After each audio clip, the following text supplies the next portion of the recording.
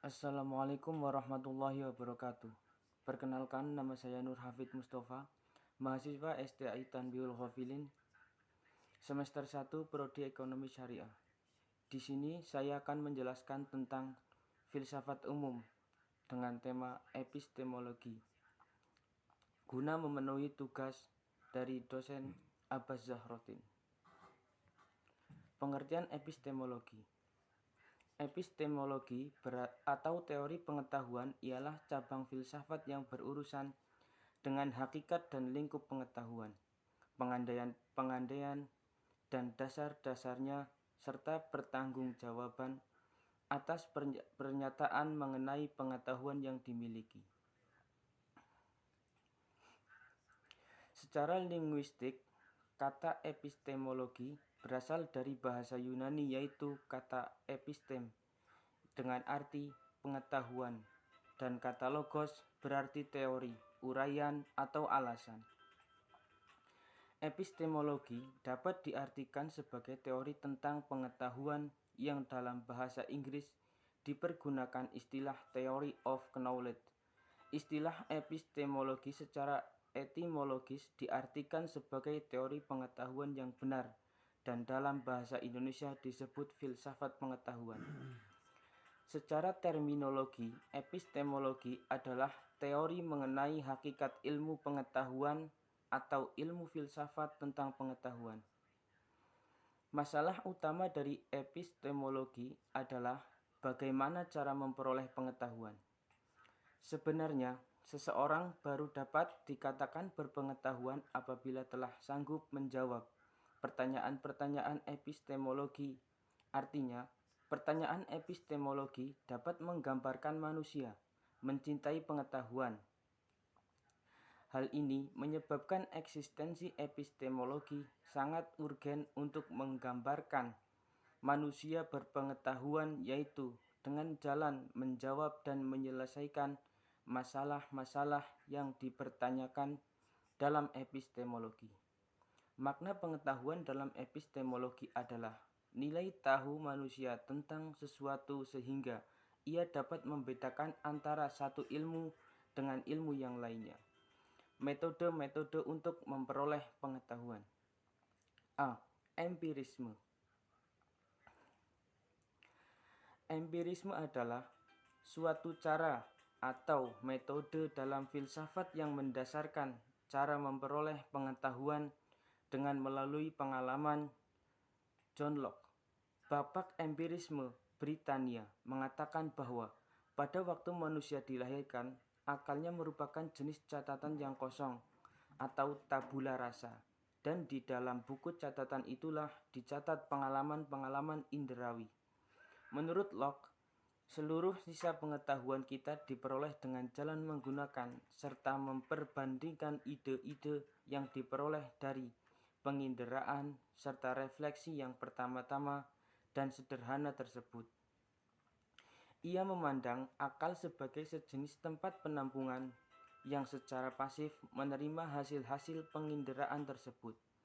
Ini berarti semua pengetahuan kita, betapapun rumitnya, dapat dilacak kembali sampai kepada pengalaman-pengalaman inderawi yang pertama-tama, yang dapat diibaratkan sebagai atom-atom yang menyusun objek-objek material. Apa yang tidak dapat atau tidak perlu dilacak kembali secara demikian itu bukanlah pengetahuan, atau setidak-tidaknya bukanlah pengetahuan mengenai hal-hal yang faktual.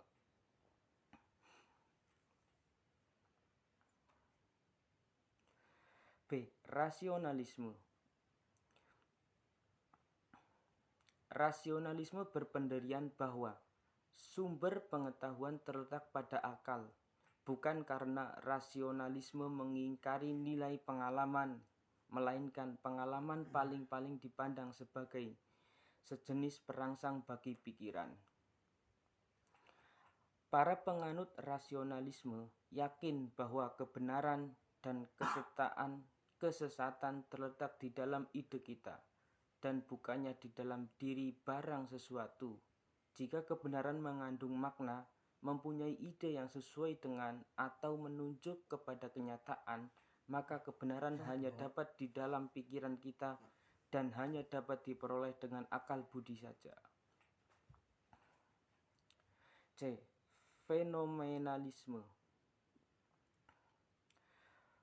Babak fenomenalisme adalah Immanuel Kant.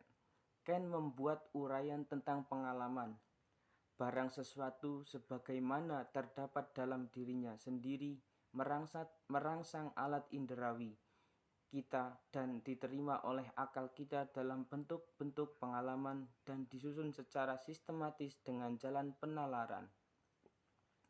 Karena itu, kita tidak pernah mempunyai pengetahuan tentang barang sesuatu seperti keadaannya sendiri, melainkan hanya tentang sesuatu seperti yang menampak kepada kita. Artinya, pengetahuan tentang gejala atau fenomenon. Bagi Kant, para penganut empirisme benar bila berpendapat bahwa semua pengetahuan didasarkan pada pengalaman, meskipun benar hanya untuk sebagian. Tetapi para penganut rasionalisme juga benar, karena akal memaksakan bentuk-bentuknya sendiri terhadap barang sesuatu serta pengalaman.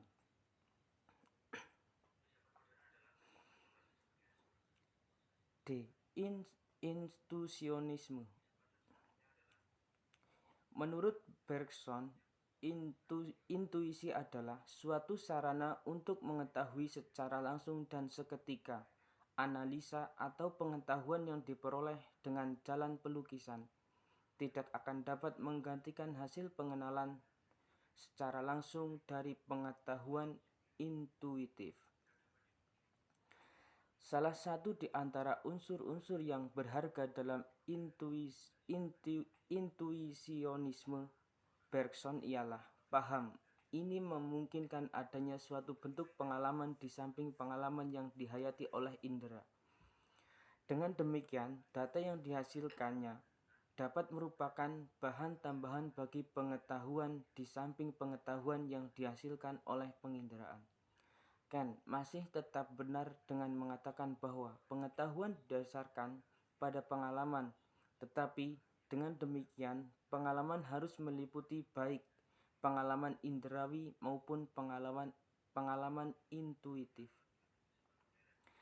Hendaknya diingat, intuisionisme tidak mengingkati nilai pengalaman inderawi yang biasa dan pengetahuan yang disimpulkan darinya. Intuisionisme setidak-tidaknya dalam beberapa bentuk hanya mengatakan bahwa pengetahuan yang lengkap diperoleh melalui intuisi, sebagai lawan dari pengetahuan yang nisbi yang meliputi sebagian saja, yang diberikan oleh analisis. Ada yang berpendirian bahwa apa yang diberikan oleh indera hanyalah apa yang menampak belaka, sebagai lawan dari apa yang diberikan oleh intuisi, yaitu kenyataan. Mereka mengatakan barang sesuatu tidak pernah merupakan sesuatu seperti yang menampak kepada kita, dan hanya intuisilah yang dapat menyingkapkan kepada kita keadaannya yang senyatanya. Dialektis.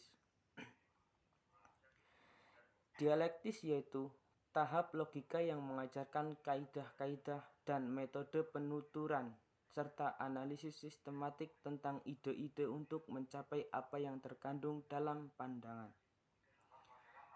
Dalam kehidupan sehari-hari, dialektif berarti kecakapan untuk melakukan perdebatan.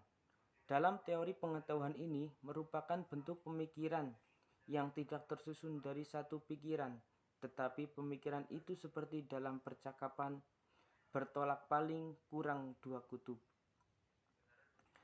Objek dan tujuan epistemologi.